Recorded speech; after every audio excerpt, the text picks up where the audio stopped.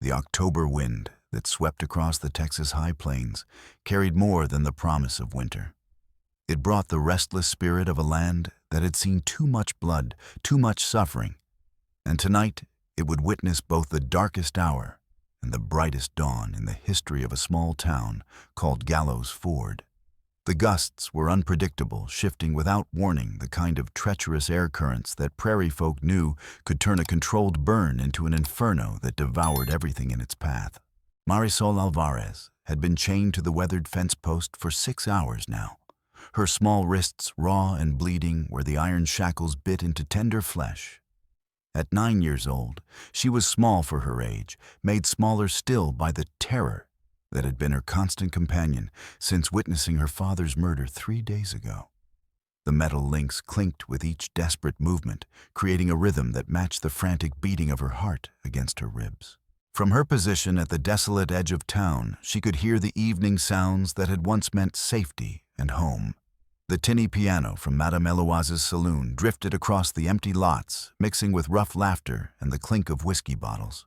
A dog barked somewhere near the whitewashed church, and the rhythmic hammering from Murphy's forge continued as he finished shoeing horses before full darkness claimed the land. But these familiar sounds now felt like mockery echoes from a world she might never rejoin. Her throat was parched beyond endurance from crying and calling for help that would never come. Yet still the tears flowed, carving clean tracks through the dust and grime, coating her small face. Duérmete, mi niña, duérmete ya. She whispered in Spanish, her voice barely audible over the strengthening wind. It was the lullaby her father had sung every night, his gentle voice wrapping around her like a warm blanket against the harsh realities of their hardscrabble life. Que viene el coco y te comerá. But Eduardo Alvarez would never sing to his daughter again. The memory struck her like a physical blow 3 days ago, crouched behind mining equipment, watching Curtis Maddox's foreman bring a shovel handle down on her father's skull with sickening thuds that would haunt whatever dreams she might have left. The kind man who had carved wooden horses and told stories of brave princesses was nothing now but a broken thing hidden behind Maddox's barn, his final words still echoing in her mind. Don't let them hurt Miguel anymore. Please, I beg you. She had tried to run, then tried to scream for help, but terror had frozen her small legs until it was too late. The men had spotted her fleeing and had hunted her through the streets for 3 days, like wolves pursuing a wounded deer. When they finally caught her this morning, the accusations of theft were just theater. Everyone knew the real reason she was chained here to die. In the gathering darkness beyond the paddocks, something moved through the scrub brush with fluid grace. The approaching presence was wrong, somehow too careful, too deliberate. Not the heavy boots of Maddox's men returning early for their grisly work, but something else entirely that moved like shadow given deadly purpose.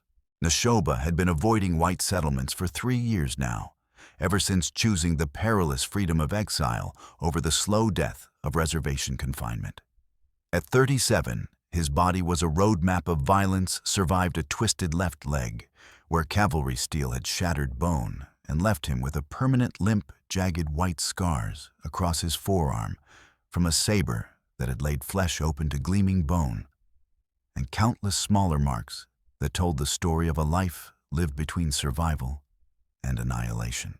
Tonight, none of his old wounds mattered as much as the leather pouch tied securely to his belt, containing precious quinine powder traded for 3 prime beaver pelts.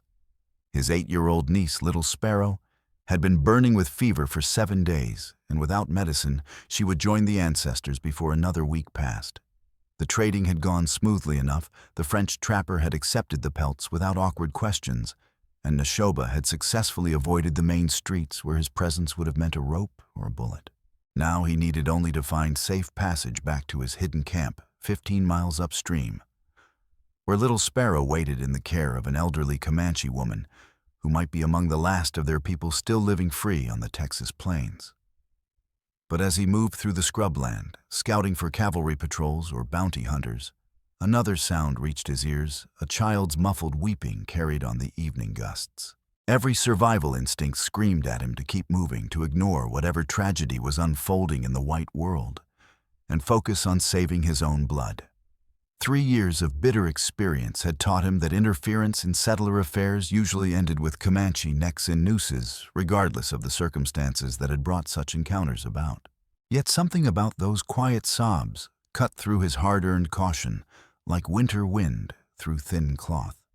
Perhaps it was the memory of his own daughter killed 3 years past, when cavalry had torched their village and slaughtered every living thing they could find. Perhaps it was simply the recognition that suffering was universal, transcending the arbitrary boundaries that men drew between themselves and their supposed enemies. Against every instinct that had kept him alive, in this hostile land, Nashoba followed the sound. What he discovered made his weathered face harden with cold fury. A Mexican girl, no more than 9 or 10 years old, hung against the split-rail fence like a discarded marionette. Iron shackles bit deep into small wrists, the metal stained dark with her blood. Her dress was torn and filthy dark hair matted with dust and tears and the residue of violence. But it was her eyes that struck him like a physical blow of the hollow, defeated expression of someone who had already accepted death's cold embrace. He had seen that same look in the faces of his own people as they were herded onto reservations to die slowly of despair and broken promises. It was the expression of the abandoned, the betrayed, the utterly forsaken by a world that had no place for their existence. Approaching with a hunter's fluid caution, his scarred hands held open to show peaceful intent, he watched the girl's eyes widen with fresh terror. Everything her sheltered world had taught her said that Comanche warriors were demons who stole children in the night and left scalped corpses in their wake. But something in his careful movements, in the deep pain that shadowed his dark eyes, seemed familiar, and the same ache she had glimpsed in her father's face during unguarded moments when he thought no one was watching. "Easy, little one," he said softly, his English accented but clear. "I mean you no harm whatsoever." Marisol stared at the man kneeling before her, her young mind struggling desperately to process what she was seeing. This should terrify her beyond the capacity for speech. Yet his voice carried an unexpected gentleness, and those eyes held a pain. She recognized the same hurt that had lived in Papa's face when he witnessed the casual cruelties that Mexican workers endured at the hands of men like Curtis Maddox. "They're going to kill me." She whispered the words, tumbling out before fear could stop them. "They murdered Papa, and now they're coming back tonight to silence me forever, so I can never tell anyone what I saw them do."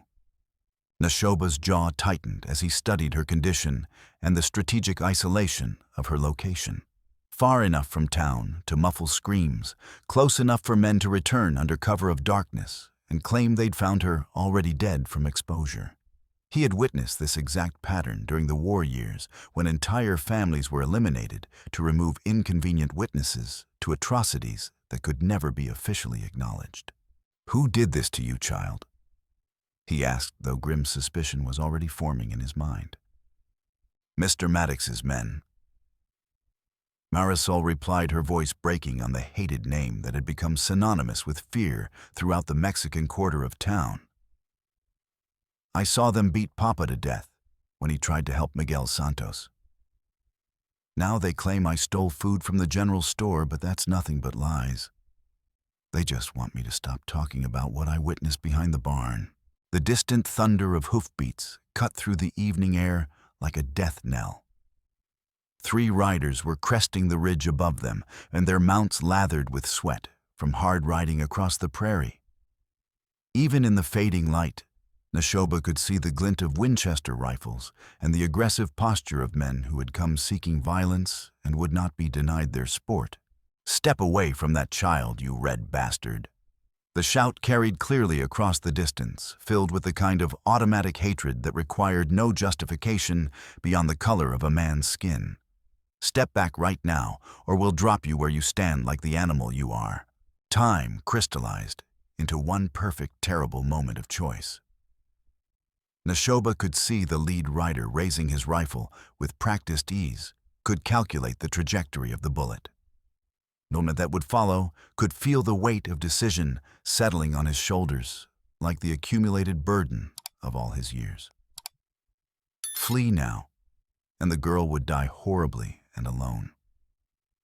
Stay and fight, and they would both likely perish in the next few minutes. But at least she wouldn't die abandoned and terrified, believing that no one in this harsh world cared enough to stand beside her in her final moments. The choice, when it came, surprised him with its absolute clarity. Nashoba threw himself over Marisol's small form, just as the first rifle cracked across the plains like breaking thunder. The bullet passed so close to his head that he felt its searing heat and splinters exploded from the fence post above them, like wooden shrapnel showering them both with debris that stung exposed skin. "Don't shoot toward the girl," a young voice called desperately from somewhere in the shadows. "You might hit her by mistake." Through the chaos and confusion, Nashoba glimpsed a figure creeping through the darkness near a ramshackle stable.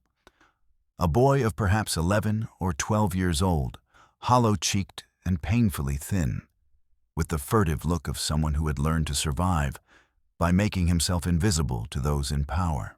Billy Moss had been watching the unfolding drama from his hiding place in the hayloft, his stomach churning with the familiar mixture of guilt and self-loathing that had been his constant companions for the past 3 days. He knew exactly why Marisol Alvarez was chained to that fence like a sacrificial animal, just as he knew precisely why her father had disappeared after that terrible confrontation behind Maddox's barn. Billy had witnessed Eduardo's murder while cowering in the shadows, like the coward he knew himself to be paralyzed by terror, and his own desperate need to survive in a world that showed no mercy to orphan children.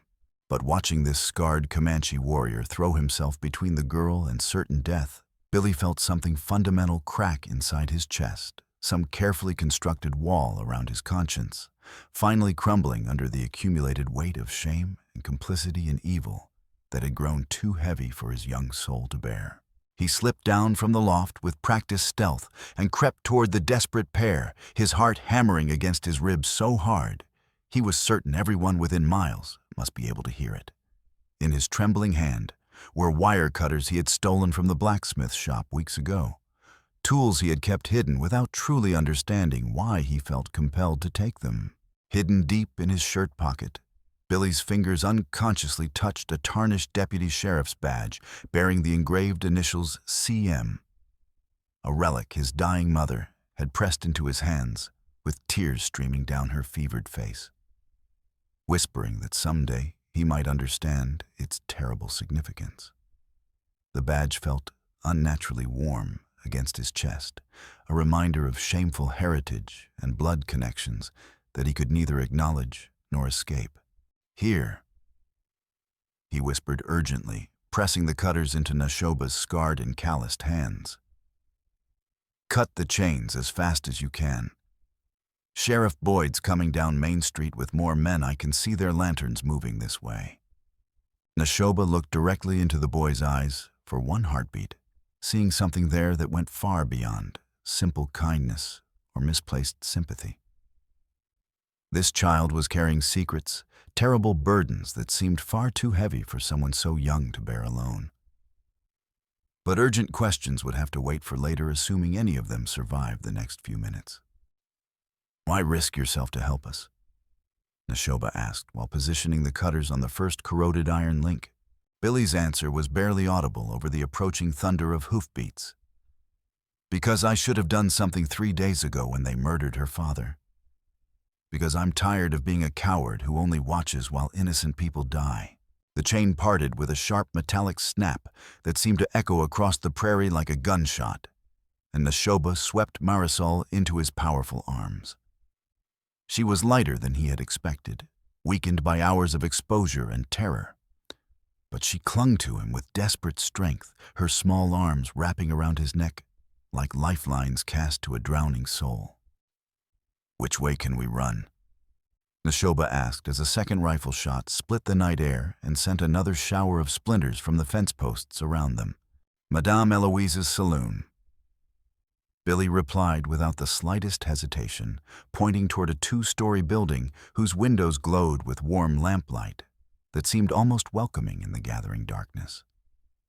She despises Curtis Maddox more than anyone else in this godforsaken town. She'll hide you if anyone will. They ran together through the thickening darkness, the thunder of pursuing horses growing louder and more menacing with each desperate step. Behind them, voices were beginning to rise from the town, like the howling of wolves, scenting blood on the wind, some merely curious about the gunfire, others already turning ugly with assumption and gathering bloodlust. Word was spreading through Gallow's Ford like wildfire, consuming dry grass. A Comanche raider had taken a white child. The cellar beneath Madame Eloise's saloon was a cave carved from living rock, its stone walls weeping with moisture and heavy with the accumulated secrets of 1,000 clandestine meetings. Eloise herself descended the narrow stairs like some avenging angel clothed in righteous fury, her graying hair still elegantly arranged despite the late hour and the obvious urgency of the situation. She moved with the practiced efficiency of someone who had hidden desperate people before barring the heavy door behind them and lighting an oil lamp that cast dancing shadows on the ancient stones. "Let me tend to those wounds properly," she said to Marisol, her French accent making the words sound almost musical despite the grim circumstances. She dampened a clean cloth with amber liquid from an unlabeled bottle. "This will sting terribly, child, but it will prevent infection from setting in." While Eloise worked on Marisol's torn wrists with surprisingly gentle hands, Nashoba studied the woman's face in the flickering lamplight. Years of reading people in life-or-death situations had taught him to distinguish truth from deception, genuine courage from mere bravado or self-serving calculation. What he saw in Eloise's weathered features was complex, deep bitterness, warring with stubborn determination, and something that looked very much like guilt, seeking some form of redemption through action. "You know precisely why they chained her out there to die," he said quietly. It wasn't a question. Eloise's hands paused in their ministrations for just a moment before resuming their careful work. Curtis Maddox has been systematically expanding his cattle empire by eliminating anyone who dares to stand in his path. The Mexican miners hold legal claims to water rights that he desperately needs for his growing herds, so he's been removing them one by one through what he calls unfortunate accidents, and witnesses to his crimes also removed. Eloise replied with grim certainty, her voice hard as stone. "Always made to appear accidental naturally. Mining cave-ins that trap workers' underground horses that mysteriously bolt and throw their riders' men who get drunk and somehow drown in knee-deep creek water." Her pale eyes met Nashoba's directly. "But I witnessed what truly happened to Eduardo Alvarez. From my upstairs window, I watched Maddox's men drag his body away after they beat him to death behind the feed barn with their bare hands and whatever tools they could find."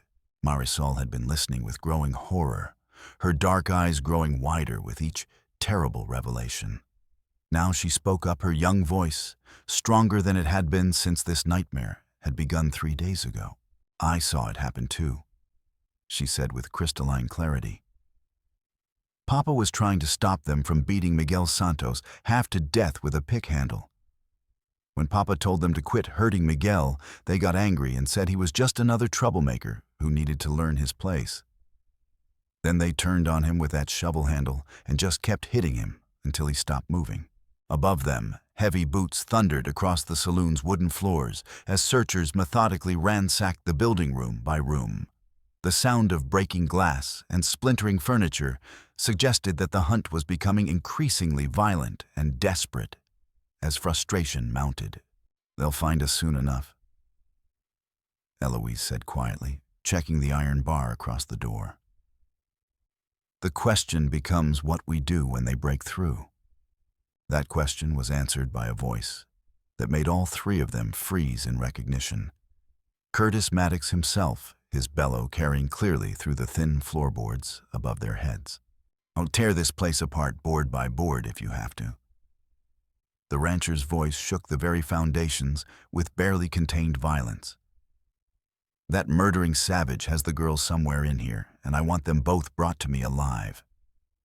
There's going to be a reckoning tonight that this town will remember until the day it dies." Curtis Maddox dominated the saloon's main room like some bloated spider sitting at the center of his web of corruption and fear. At 52 years old, he had built his empire through a lethal combination of political manipulation, economic pressure, and when all else failed, swift and brutal violence that left no room for doubt about the consequences of opposing him.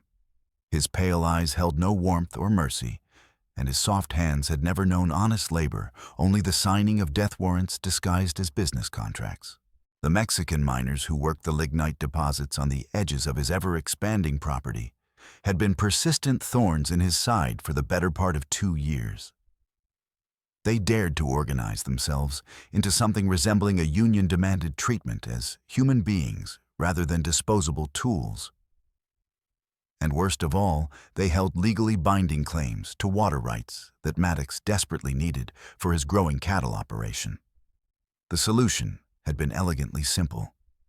In its brutality, eliminate the troublemakers systematically and terrorize the rest into submission or flight. Eduardo Alvarez's murder had been intended as a clear object lesson, an unmistakable demonstration of what happened to those who challenged the established order in Gallow's Ford.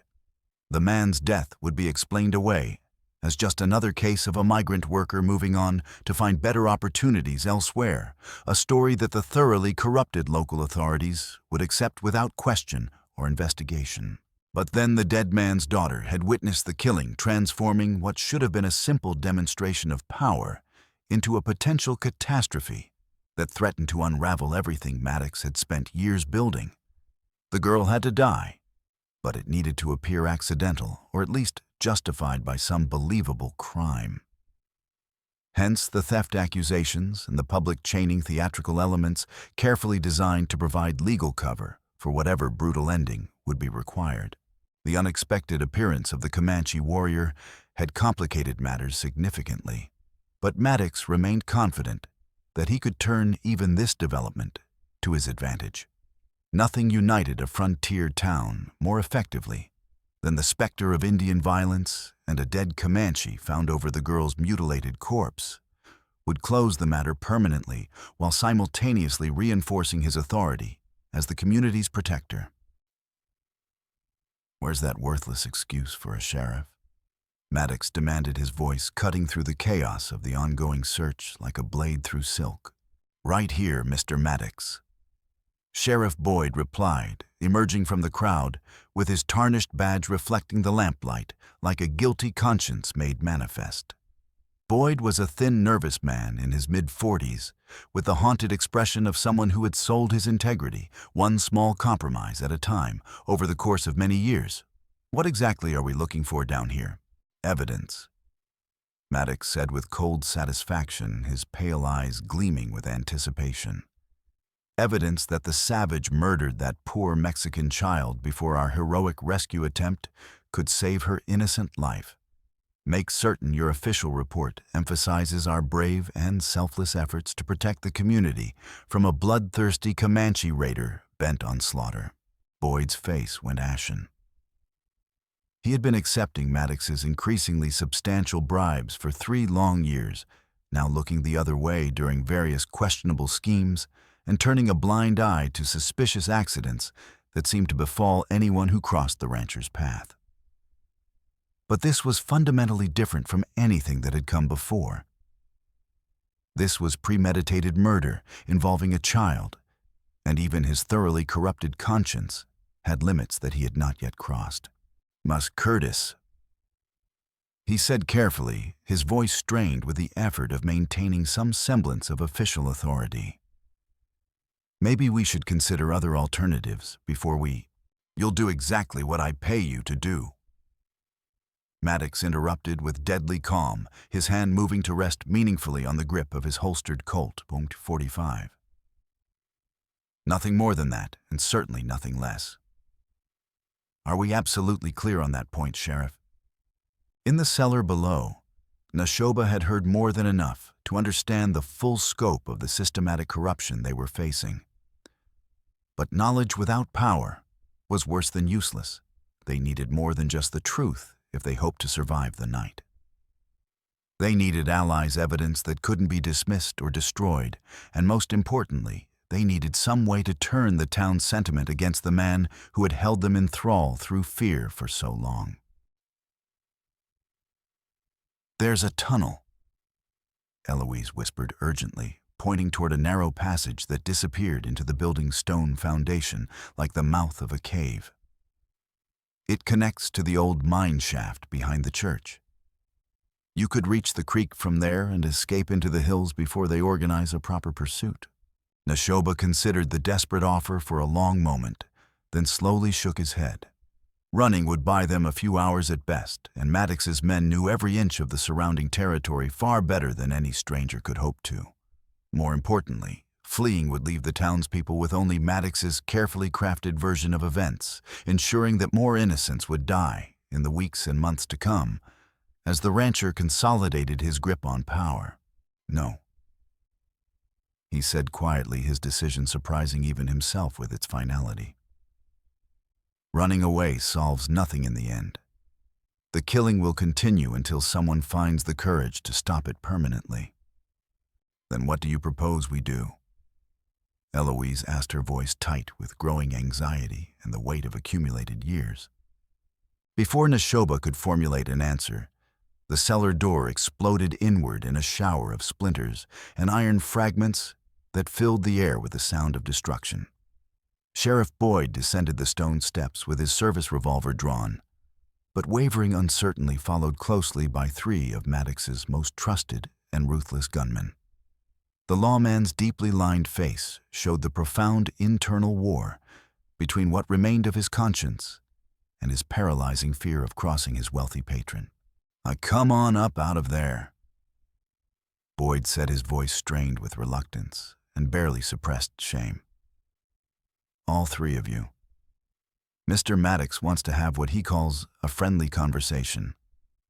They were forced up into the saloon's main room at gunpoint, where a crowd had gathered to witness what many expected to be the night's final act of violence and retribution. Nashoba carried Marisol against his chest, the girl's thin arms wrapped around his neck with touching trust that was both humbling and terrifying. Her absolute faith in his ability to protect her would haunt him for the rest of his life if he failed her now. The crowd parted before them like a sea of hostile faces, features twisted with fear and morbid excitement, and the peculiar bloodlust that violence always brought to the surface of civilization's thin veneer. At the center of it all stood Curtis Maddox in all his corrupt majesty, his imposing frame blocking the doorway like some monument to the triumph of unchecked power over human decency. "Well, well," Maddox said, his voice carrying the deep satisfaction of a predator who had successfully cornered his prey after a long and entertaining hunt. "The noble savage and his innocent little victim. How remarkably touching that you've grown so attached to each other in such a brief time." A new voice suddenly cut through the hostile murmur of the assembled crowd, young, female, and sharp with desperate anxiety, barely held in check. Marisol, Ana Lucia Alvarez, pushed through the circle of watchers with desperate determination, her dark eyes wide with a mixture of profound relief and bone-deep terror. At 16, she possessed the same delicate features as her younger sister, but carried herself with a kind of premature maturity that came from shouldering adult responsibilities while still barely more than a child herself. Ana had been working late in the kitchen behind the saloon, cleaning an endless stream of dirty glasses and carefully avoiding the wandering hands of drunken customers who saw young Mexican women as little more than objects for their entertainment. When the commotion had erupted in the street outside, she had rushed to the window just in time to see her little sister in the arms of what appeared to be a Comanche warrior. The sight should have filled her with horror, but something in Marisol's posture, the way she clung to the man protectively rather than struggling to escape, told a completely different story than the one Maddox was trying to sell. "Are you hurt badly?" Anna asked, reaching toward her sister with trembling hands that betrayed the depth of her fear and love. Before anyone could stop her or predict what was coming, Marisol lifted her small head and spoke with a clarity that cut through the room's hostile atmosphere like the toll of a church bell calling the faithful to judgment. "Anna, they murdered Papa." Her child's voice carried with devastating precision that left no room for doubt or misinterpretation. "I watched them beat him to death behind the barn with their own hands. And now they want to kill me too, so I can never tell anyone what I witnessed." The words struck the assembled crowd like a physical force, creating ever-widening ripples of shock and confusion that spread outward in all directions. Voices rose in question and denial. But Marisol wasn't finished delivering her terrible testimony to those who had ears to hear it. It was Mr. Maddox's foreman and his hired men. She continued, her voice growing stronger and more confident with each word that passed her lips. "They were beating Miguel Santos half to death with a pick handle just for asking about fair wages. And when Papa tried to make them stop hurting Miguel, they turned on him with that same bloody tool. I saw everything from behind the ore cart where I was hiding, too scared to move or scream for help." The silence that followed was deafening, broken only by the distant sound of wind rattling the windows and the nervous shuffling of feet on worn wooden floors. Every eye in the crowded room turned toward Curtis Maddox, whose face had gone purple with barely controlled outrage and something that might have been the first stirrings of genuine fear. The poor girl's obviously been traumatized by her terrible ordeal. He set his voice tight with the enormous effort required to maintain his composure in the face of such damning accusations. "She doesn't know what she's saying anymore. That bloodthirsty savage probably filled her innocent young mind with all manner of lies while he held her captive and planned God knows what other atrocities." That was the precise moment when Billy Moss stepped forward from the very back of the crowd, his hollow-cheeked face white with terror, but set with a kind of newfound determination that seemed to transform his entire bearing. In his trembling hand was a small object that caught and reflected the lamplight, with metallic gleaming a silver locket on a broken chain, its surface darkly stained with what could only have been dried blood. "She's not lying about any of it," Billy said, his young voice cracking with years of suppressed guilt and fear finally finding release. "I saw the whole thing happen too. I watched them murder Eduardo Alvarez in cold blood, and I found this afterward when I finally worked up the courage to look." He held up the locket with shaking fingers, and several people in the crowd gasped in immediate recognition. Eduardo had worn it every single day without fail. A treasured gift from his late wife, containing a lock of her hair and their wedding photograph, the only tangible connection he had maintained to happier times before poverty and desperation, had driven his family north in search of survival. This was lying in the dirt behind Maddox's barn. Billy continued, tears beginning to stream down his gaunt cheeks as words poured out of him like water from a broken dam. "Still covered in blood from where they beat him to death with that shovel handle, just like she said. I picked it up and hid it because I was too much of a coward to tell anyone what I'd seen." The crowd was beginning to stir now, angry murmurs rising like the distant rumble of approaching thunder. Several of the Mexican miners had pushed their way to the front, their weathered faces dark with fury at this confirmation of what many had long suspected, but been too afraid to voice openly. Curtis Maddox could feel the mood in the room shifting against him like a tide turning, but he was far from finished fighting for his life and empire. His hand moved with practiced smoothness toward the Colt .45 holstered at his hip as he prepared to end this threat to everything he had built through years of careful planning and ruthless execution. Enough of these vicious lies. He roared, his voice shaking the windows in their frames and causing several people to step backward involuntarily. "I don't care what fairy tales you want to tell. There's more." Billy interrupted with surprising strength, his voice somehow growing steadier and more confident, even as his young body shook with the magnitude of what he was about to reveal. Something else you all need to know about why I kept quiet for so long, why I was too scared to tell the truth, even when I knew it was the right thing to do. The boy reached deep into his shirt with trembling fingers and pulled out something that made several people in the crowd gasp aloud in shock and recognition. It was the tarnished deputy sheriff's badge bearing the engraved initials CM, identical in every detail to one that Curtis Maddox had worn with considerable pride during his brief tenure as a lawman in his younger days before inheriting his ranch and discovering that there was far more money to be made in corruption than in justice. I found this hidden away in my mother's things after she died giving birth to me. Billy said, his voice steady now, despite the tears streaming down his face. She told me with her last breath to keep it safe, that someday it might be important for reasons I couldn't understand yet. She said it belonged to my real father. The silence in the room was absolute now, so complete that the sound of a pin dropping would have echoed like thunder. Even Maddox himself seemed stunned into speechlessness by what was clearly coming next, his face cycling through expressions of rage, fear, and something that might have been recognition. Billy's voice rang out clear and strong, delivering the revelation that would change everything for everyone present. Curtis Maddox is my father. The words fell into the room like stones dropped into still water, creating ever-widening circles of shock and sudden understanding that transformed every face in the crowd. People began looking back and forth between Billy and Maddox, with new eyes noting similarities they had somehow never seen before.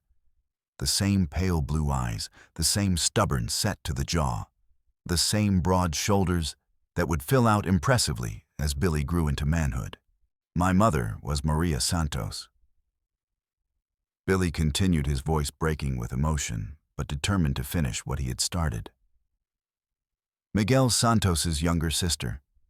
She worked right here in this saloon, cleaning floors and serving drinks until she became pregnant with me. Maddox threw her out into the street rather than acknowledge what he had done to her, and she died giving birth in a miserable shack by the creek because she couldn't afford proper medical care. The crowd was buzzing with shocked whispers, now pieces of a long hidden puzzle, finally clicking into place with sickening clarity.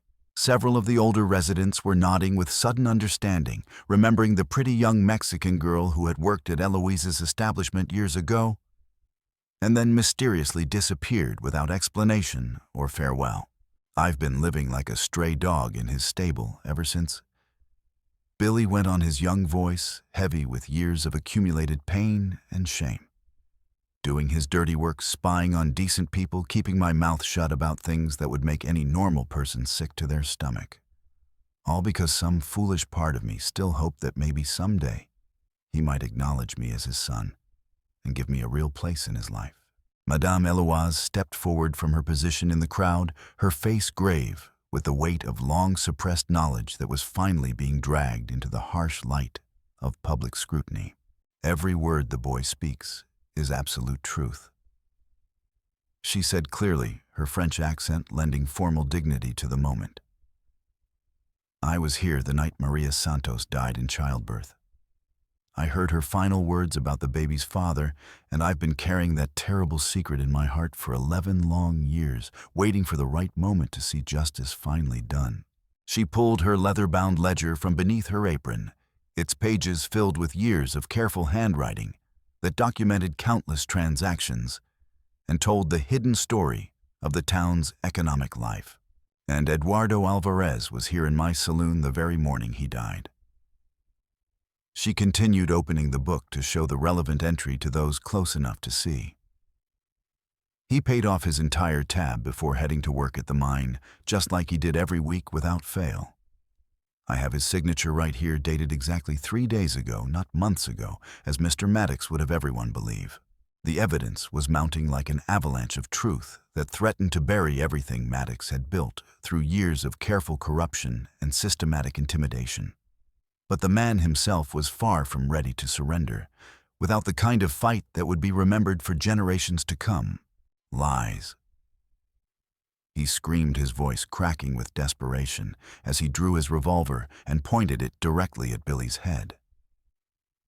Nothing but vicious lies from a worthless bastard who wants to destroy everything I've worked to build That single action, a grown man pointing a loaded weapon at a child in front of the entire community, was the moment when public opinion shifted decisively and permanently against Curtis Maddox. Even those who had supported him out of fear or financial dependence found themselves unable to stomach the sight of a man threatening to murder his own son in cold blood simply to protect his reputation.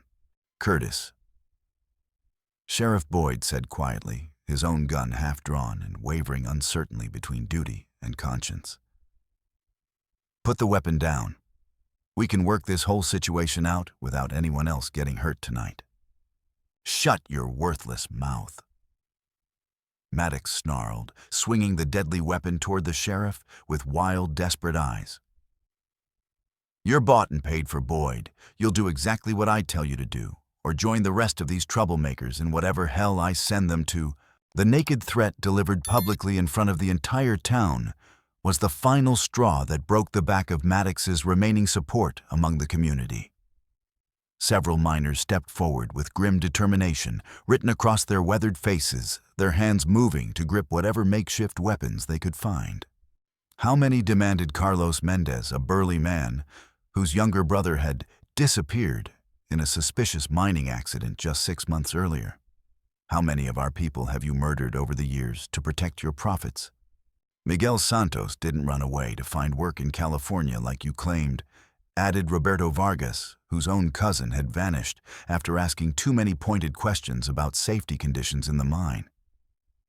Neither did Jose Martinez or Antonio Rivera or any of the others. You killed them all to keep them quiet. The room was rapidly dividing into armed camps, with Maddox's dwindling supporters backing nervously toward the walls, while angry miners and outraged townspeople pressed forward with growing confidence and righteous fury. The very air seemed to crackle with the approach of violence that had been building for years, and everyone present could feel that the situation balanced on a razor's edge that could cut either way. Curtis Maddox saw the shift happening all around him and knew with growing desperation that his carefully constructed empire was crumbling before his very eyes, like a house built on sand. He was rapidly being surrounded by people who genuinely wanted him dead, and his iron grip on power was slipping through his fingers like water. But like any cornered predator, he was at his most dangerous when he had nothing left to lose. Fine then, he snarled with vicious finality, his voice carrying clearly over the rising murmur of the crowd. If that's how you all want to play this game, then let's see how brave you really are when the shooting starts. He raised his voice to address the men he had positioned strategically around the room and throughout the building before the confrontation had begun. Kill them, he roared. Kill them all. Every last witness, every last troublemaker, every last person who thinks they can stand against me. The command was followed immediately by the sound of weapons being drawn and cocked throughout the saloon as Maddox's hired gunmen revealed themselves. There were far more of them than anyone had realized, at least a dozen professional killers positioned at strategic points throughout the room, all with weapons trained on the crowd of increasingly terrified townspeople. Sheriff Boyd found himself caught between two impossible choices, his corrupted conscience finally reasserting itself after years of compromise and moral cowardice. The weight of his badge felt like a millstone around his neck as he struggled with the decision that would define whatever remained of his life. Curtis, he said with surprising steadiness, raising his own weapon to point it directly at the rancher's chest. It's finished. I won't be part of a massacre no matter how much you've paid me over the years. These people deserve better than this. Maddox's laugh was harsh and bitter as broken glass grinding underfoot. You pathetic fool, he sneered with contempt. You think your sudden attack of conscience is going to save anyone. You think any of these sheep are walking away from here alive to tell their version of tonight's events.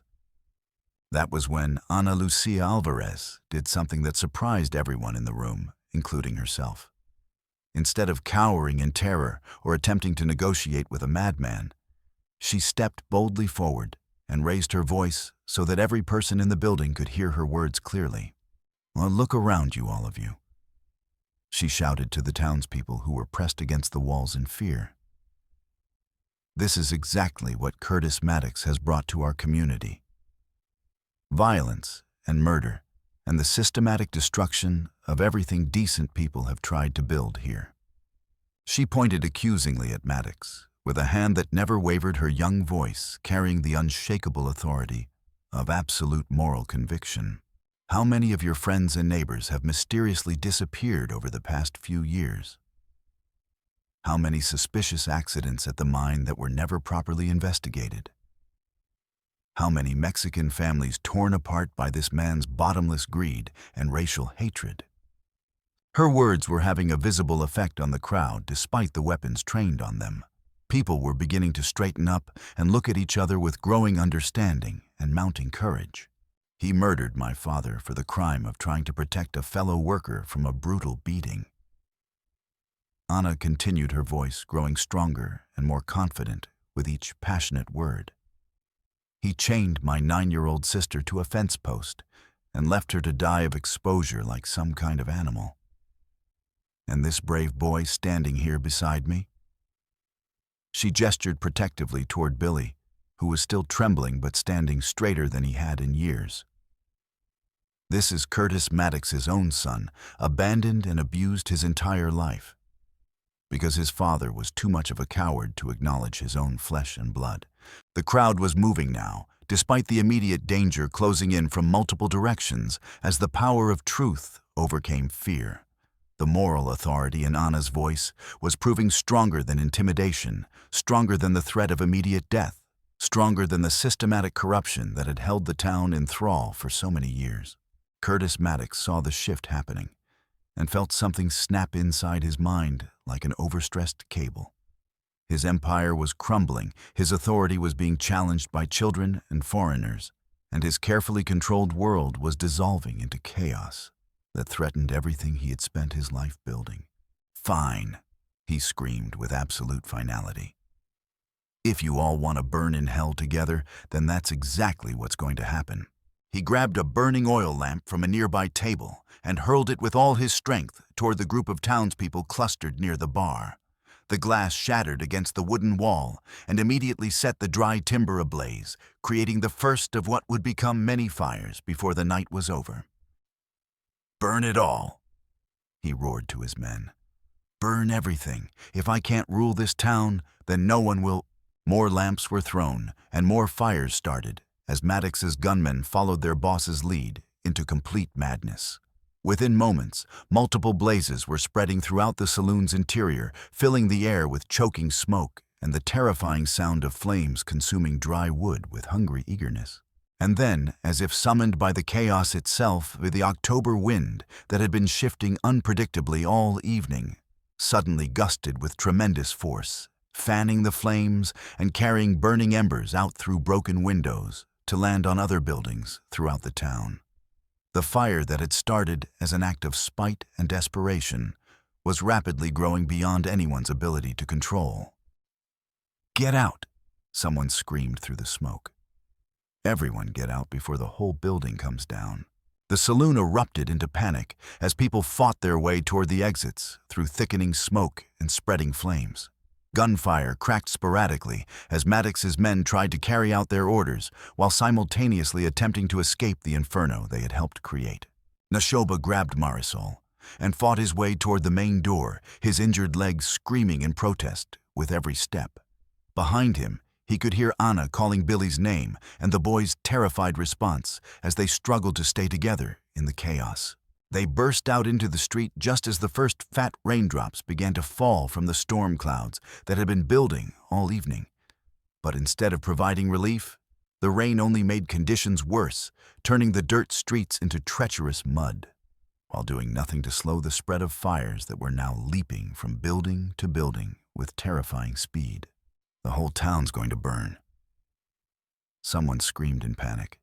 The October wind that prairie folk knew could be their salvation or their doom was now their enemy, whipping the flames into a frenzy and carrying burning debris in all directions. What had started as a few fires inside the saloon was rapidly becoming a conflagration that threatened to consume everything in its path. But worse than the fire was the continued threat from Maddox and his remaining gunmen, who had also escaped the burning saloon and were now positioned throughout the smoke-filled street with weapons ready. The rancher himself stood in the middle of the chaos, like some demon king surveying his burning kingdom, his expensive clothes singed and his face twisted with homicidal madness. "Unless nobody leaves," he screamed over the roar of wind and flame. "Nobody lives to tell lies about Curtis Maddox." A rifle cracked from somewhere in the smoke, and a miner fell clutching his shoulder. Another shot shattered a window inches from Anna's head, showering her with glass fragments that drew blood from her cheek. "Cover the children!" Nashoba shouted to the townspeople who were milling about in confusion.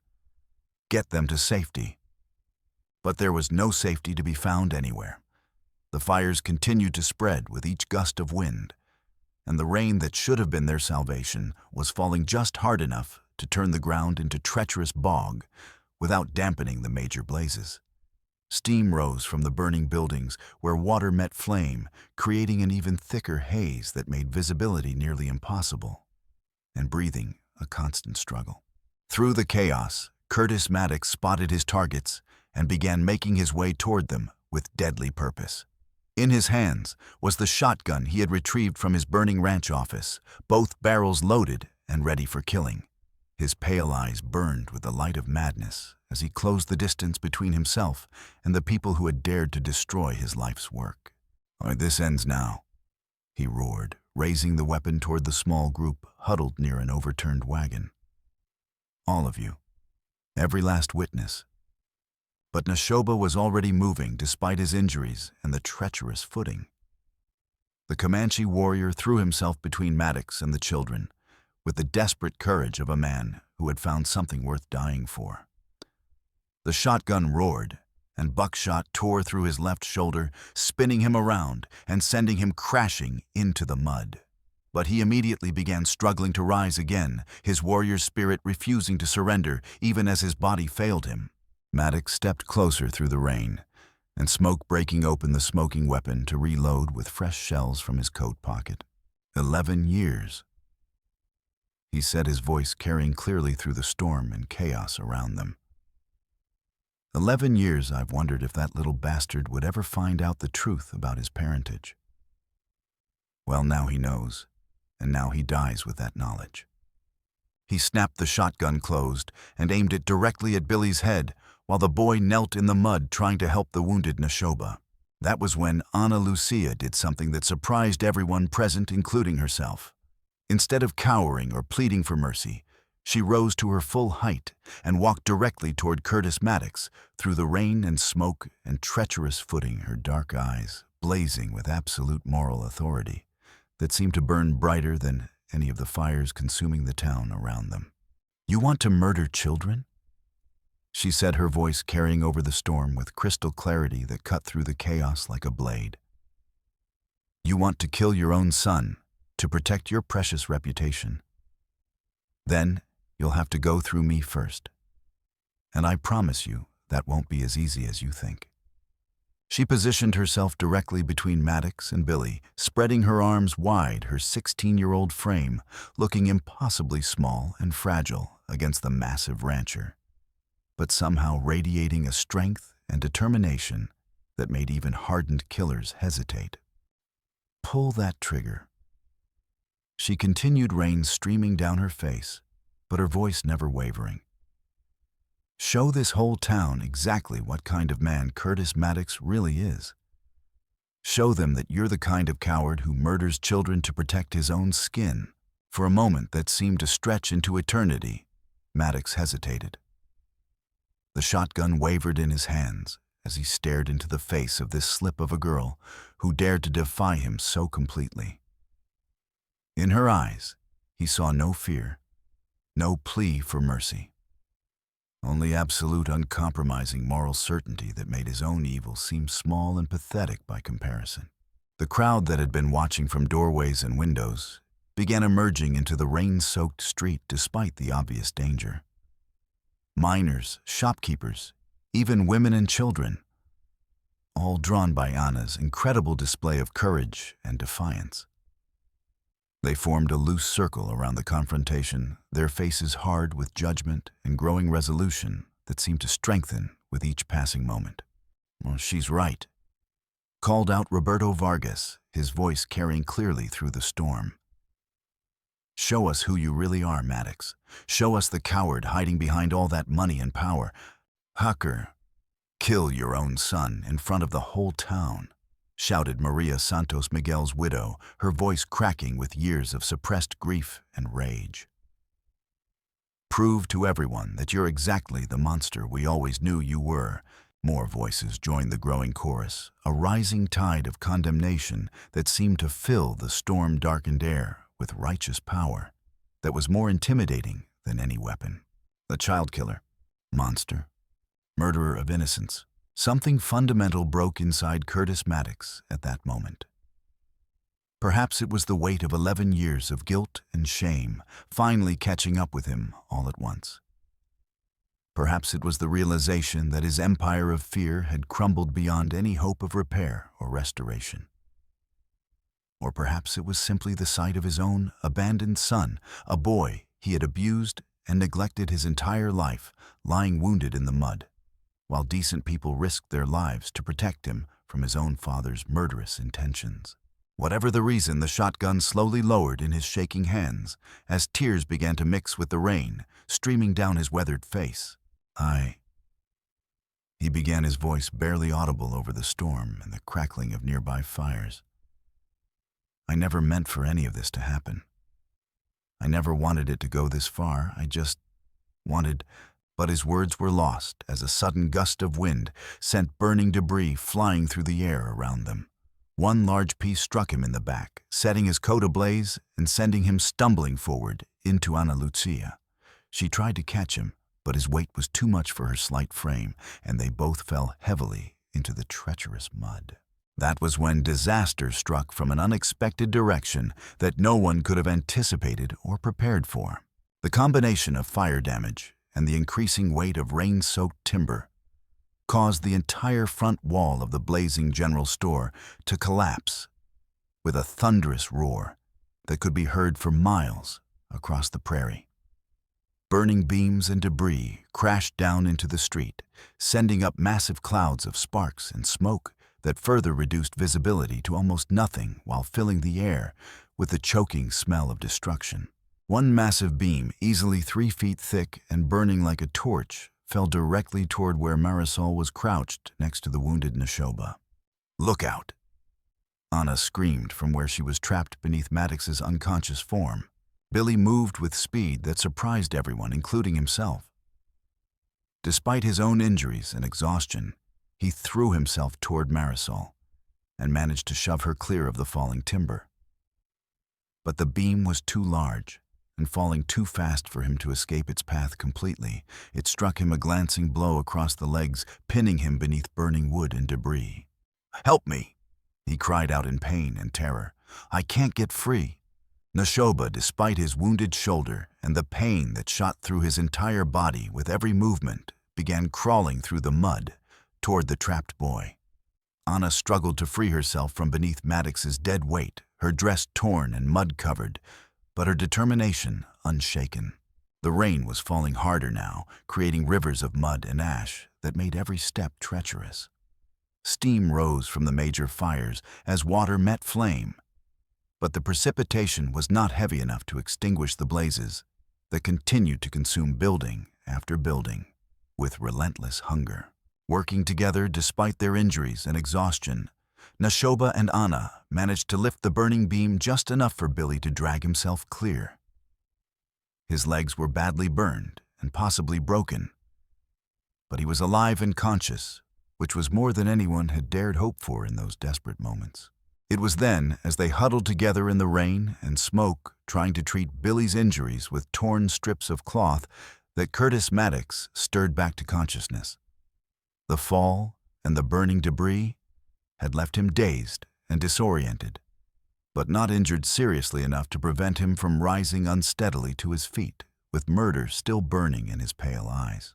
This is all your fault," he gasped, pointing an accusing finger at the small group. All of it. My reputation, my empire, everything I built, destroyed by lies and the ungrateful rabble I should have eliminated years ago.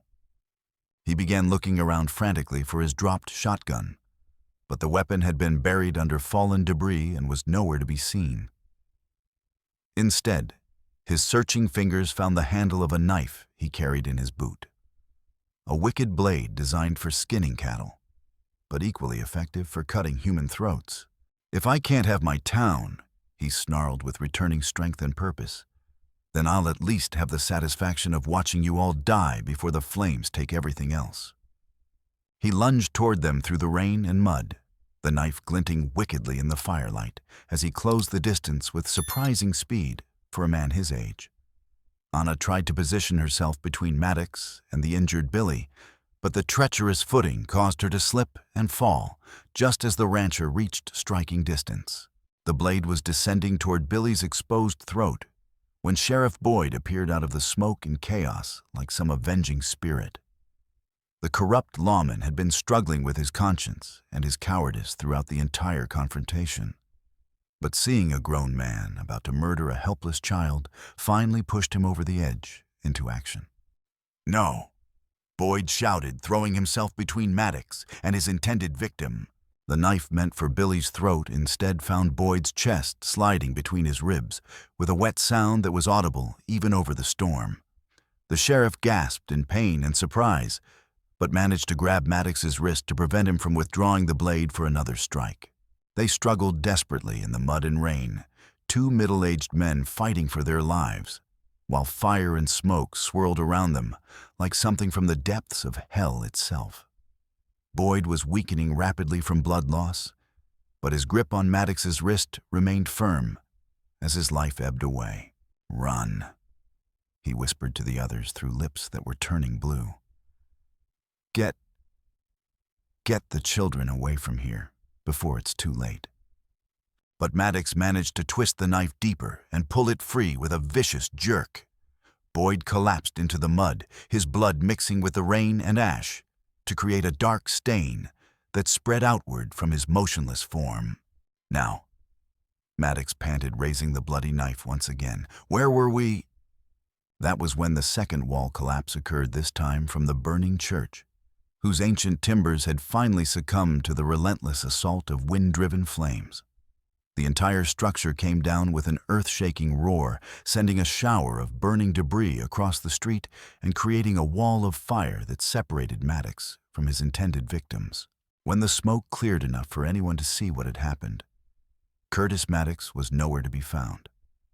The spot where he had been standing was now covered by a massive pile of burning timber and debris that had fallen from the church's collapsed roof and walls. "Is he?" Anna began to ask, but her question was answered by a weak groaning sound from beneath the rubble. Maddox was still alive, but barely. One of his legs was clearly broken and pinned beneath a burning beam, and blood flowed freely from a gash on his forehead where falling debris had struck him. His expensive clothes were torn and singed, and his pale eyes were no longer filled with arrogant authority, but with the dawning realization of his own mortality. "Help me," he whispered through lips that were beginning to turn blue from shock and blood loss. "Please, someone help me." For a moment, the small group of survivors looked down at the man who had terrorized their community for so many years. It would have been easy to walk away to let the fire and his injuries finish what they had started. It would have been justice of a sort, letting Curtis Maddox die alone and abandoned, just as he had left so many others to suffer and perish. But Ana Lucia, despite everything he had done to her family, despite all the pain and suffering he had caused, could not bring herself to abandon even her worst enemy to such a fate. "Help me move this beam," she said to Nashoba and the barely conscious Billy. "We can't just let him burn to death no matter what he's done." Working together, despite their exhaustion and injuries, they managed to shift enough of the debris to free Maddox from the immediate danger of being consumed by flames. But the effort revealed the full extent of his injuries, and it was clear that he had only minutes left to live. Why? He gasped, looking up at Anna with confusion and something that might have been gratitude. Why would you? After everything I did. Why help me? Because that's what decent people do, Anna replied simply. They help others, even when those others don't deserve it. That's the difference between people like us and people like you. Maddox's eyes found Billy's face in the firelight, and for the first time in 11 years, the rancher truly looked at his son, not as a tool to be used or an embarrassment to be hidden, but as a human being who shared his blood and bore the consequences of his choices. I'm sorry, he whispered, his voice barely audible over the rain and the crackling of nearby fires. I'm so sorry, son. I should have been better. I should have been the father you deserved instead of the monster I became. Billy's young face was streaked with tears and mud, but he managed to reach out and take his dying father's hand in his own. I forgive you, Papa, he said, simply using the word he had always wanted to say, but never dared to speak aloud. I forgive you for everything. Curtis Maddox died with those words of forgiveness echoing in his ears, his hand still clasped in his son's grip as the rain continued to fall and wash away the blood and ash of the terrible night that had changed everything for the small town of Gallow's Ford. The fires continued to burn for hours afterward, consuming 8 buildings completely before the combination of rain and the desperate efforts of bucket brigades finally brought the conflagration under control. By dawn, half the town's main street lay in smoking ruins, but the core of the community had survived, scarred and wounded, but not destroyed. In the gray light of morning, the survivors gathered in the muddy street to take stock of what they had lost and what they had gained. Sheriff Boyd's body was found, where he had fallen, his badge still pinned to his blood-stained vest, a corrupt man who had found redemption in his final moments. He would be buried with honor, despite his years of compromise, remembered for his courage, when it mattered most, rather than his weakness, when times were easier. Billy Moss sat on a pile of salvaged lumber, his legs splinted and bandaged, but his hollow face showing the first genuine signs of peace and belonging he had ever known. Ana Lucia and Marisol flanked him protectively, the three of them bound together by shared trauma and the knowledge that they had survived something that should have destroyed them all. What happens to us now? Billy asked quietly, his young voice hoarse from smoke inhalation and emotional exhaustion. Now we rebuild. Ana replied with quiet confidence, her arm wrapped securely around her little sister's shoulders. All of us working together, the way it should have been from the very beginning. And we make sure that what happened here never happens again to anyone anywhere. Will you really let me be your brother? Billy asked with the hesitant hope of a child who had never known unconditional love. Even though he was my father. Especially because of that, Ana said firmly, her voice strong with conviction. You're not responsible for his crimes, Billy. You're only responsible for the choices you make going forward. And you chose to stand with us when it mattered most, when it would have been easier and safer to stay silent. Marisol, who had been unusually quiet since their rescue, finally spoke up in a small but determined voice. I want to visit Papa's grave, she said. Now that we know where they put him, I want to tell him that his sacrifice meant something, that the bad man is gone and we're safe now, and that we're going to make sure other people are safe too. We'll all go together. Ana promised, tears streaming down her soot-stained face. As soon as you're both strong enough. Nashoba stood somewhat apart from the family group, carefully checking the precious leather pouch that contained his niece's life-saving medicine. The quinine powder was still secure and undamaged, despite everything they had endured. And the morning sun was already showing him the path back to his hidden camp along the creek. It was time to leave before the emotional aftermath gave way to the harsh realities of frontier prejudices that still governed most interactions between whites and Indians. But before he could slip away unnoticed, as he had originally planned, Marisol broke free from her sister's embrace and ran to him despite her injuries and exhaustion. She pressed something small and warm into his scarred palm, on the piece of polished turquoise she had somehow managed to keep throughout their ordeal. "Please give this to your niece when you get home,"